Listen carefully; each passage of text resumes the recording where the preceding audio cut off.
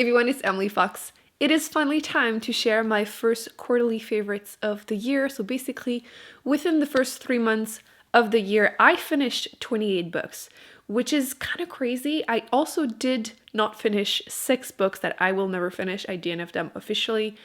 And I thought it would be fun to talk about my top 5 favorite ones, the ones that I recommend the most, love the most. My year has been all over the place reading-wise already, but March was definitely my best reading month so far. I finished 11 books. If you are interested in some of the books that you're seeing on the screen right now that aren't included in the video, I will be linking down below my wrap-ups at the end of each month so you can go and hear the reviews. So let's get into my 5 favorite fiction book. There's a special mention for a nonfiction one, so let's do this. So the best book that I read in January was technically a short story from the Forward collection, and it is Emergency Skin by N.K. Jemisin. It's actually 32 pages, which like really short, but I thought it was definitely worth mentioning because first off, I gave it 5 stars. Second of all, I tend to not like short stories, and I still read them because once in a while I do find one that I really enjoy, but often my complaint will be that there's just not enough meat. You know, it's a skeleton of a story, it's just not satisfying, but this is one of the few that I don't think one more page would have been needed. It's just perfect the way it is. It is technically sci-fi, kinda, but it's also a little bit of a social commentary. I'm not going to say too much about it because again, it's very short, but essentially you're following someone that is part of the remnant of humanity on a different planet that is sent back to Earth to get something, and things just don't end up being the way they think they will be. That's all I'm going to say. I feel like a lot of us have been kind of slumpy-ish with the pandemic, so if you want something short, definitely do recommend picking up Emergency Skin by N.K. Jemisin. That's actually it for January. Kind of tells you not my best reading month. However, in February, there are 2 books that are worth mentioning. The first one was our Patreon book club pick of the month, which actually, out of the 5 books in here, 3 of them are. Kind of tells you that we've been picking really right with the book club. But the book worth mentioning, actually I do have it, The Blade Itself by Joe Abercrombie. I haven't been super lucky, I feel like, with fantasy. This is an adult fantasy one, and I just find that they're not satisfying. My expectations might be too high. Like, you look at the list of the really popular ones I've been trying to catch up, and they're just not doing it for me. However, this one totally worked. It's a very character-driven one, which usually I tend to be more difficult with, but the 3 main characters you're following here, I do love all 3 of them, and I like that the writing is different for each of them. It really reflects their personality. My favorite one, and I think everyone's favorite one, is Glockta, because all of them are kind of morally gray. They all are. There's like the bad guy that became a good guy. There's this fuckboy. And then there's Glockta, who used to be a hero and now he's kind of not really a hero. He's kind of just broken from everything that happened to him. And they're all super interesting, but Glockta is like inner monologue makes me laugh so much every time, and totally recommend it. I feel like the first book definitely feels like a beginning point. You're just learning who the characters are, what the world is like, and then there's going to be a lot more happening, I feel like, in the rest of the series, which I will continue to binge read this year. Like, I'm reading the trilogy this year. There is no doubt in my mind. They're on my shelf. It's happening. This was such a good start. I want more of the magic because you just get a little bit of it, and definitely pick it up if you had been looking at it, or if you're in the mood for an adult fantasy that might be a bit more character driven. You will read this one so fast. I ended up reading this quite fast. It's over 500 pages, but I was kind of in a slump in January. Again, didn't have that many books that I ended up loving, so this definitely helped. The next book, I am so late, and I mean so late. The Girl with the Dragon Tattoo. This came out, what, like 15 years ago? And I just finally read it in February.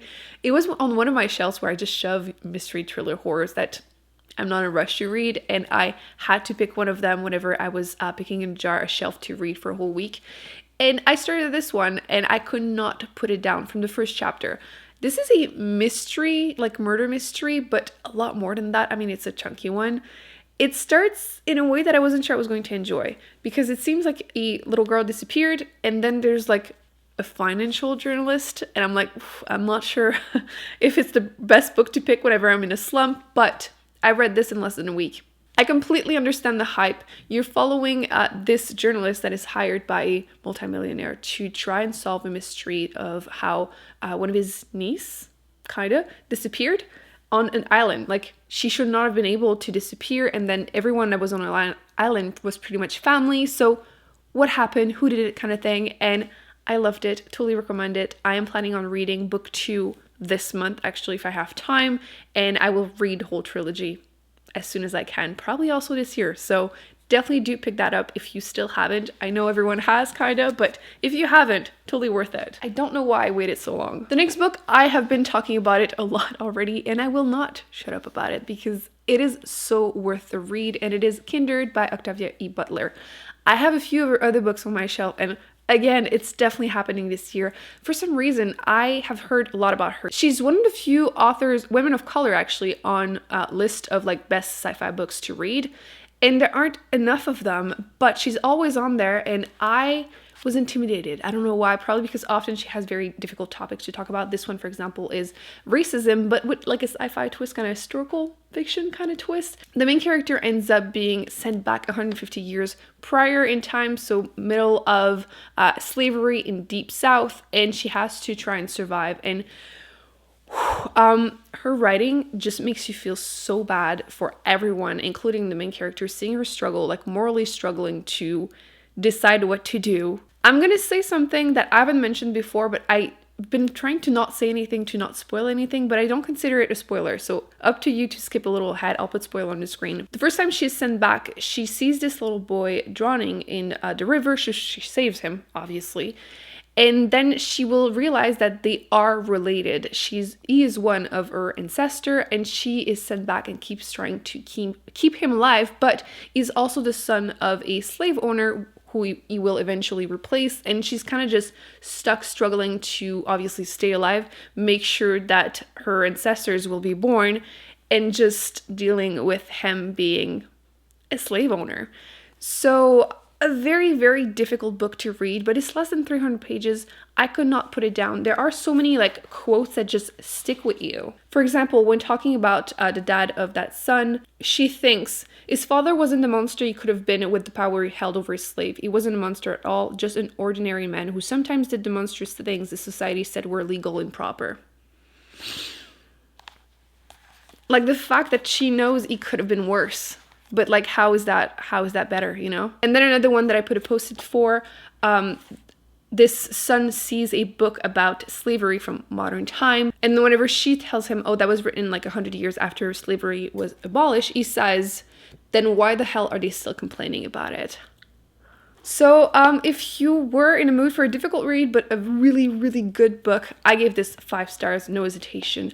I definitely recommend you pick up Kindered or anything else by the author, because I definitely will this year. This one is also a standalone, so it's like one and done. The last book before my special mention, this is where I was hesitating a little bit. This one is a 4.25 stars. It's still very, very good for me, but I was looking at other ones. I wasn't 100% sure. Choosing 5 is always difficult. I hate choosing favorites, but I recommend you check out Jade City by Fonda Lee if you are looking for another fantasy book. This one is definitely more action-packed, but my favorite part was also the characters, which in this one you're following 4 siblings who are part of a family of warriors with jade, basically people that can wear a jade, have magical powers. And these 4 siblings are part of a clan, and there's a different one. There's obviously a war starting between all of them, and it is very action-packed, but at the same time, like I said, the characters are definitely the best part, seeing them struggle.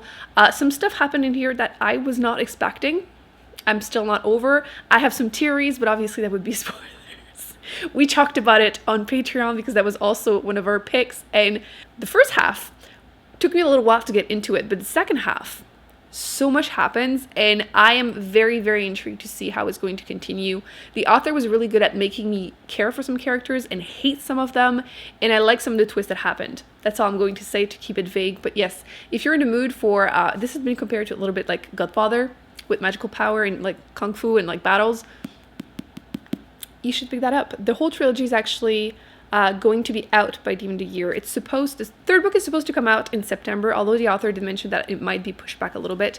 Hopefully not, but if you are in the mood, definitely pick that up because I will. Last but not least, I wanted to give a shout out to a nonfiction book. I tend to keep them separate, different videos. I've actually done a best one from the past, and I will be doing another one probably this year. Last but not least, I wanted to give a shout out to a nonfiction book. I tend to keep these recommendations in separate videos. I've actually done a best one in the past. I'll link that down below. I'm planning on doing a different one this year, but the best one, if I can only choose one so far this year, it would have to be The New Jim Crow by Michelle Alexander. This book is about essentially how mass incarceration, the war on crime, the war on drugs, is disproportionately affecting young black men in the US, and how it's, like the title says, the new Jim Crow.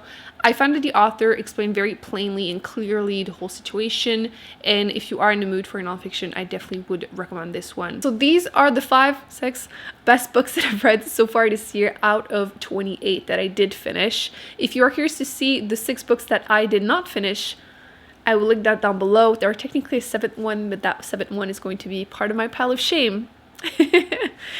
I hope you enjoyed this video. Thumbs up, subscribe. Please let me know in the comment section if you have read these books, what you thought about them, or what were your favorite books that you've read so far this year, because we all need more recommendations always. I will be putting more videos on the screen that I recommend you check out, and I will see you in my next one very soon. Bye.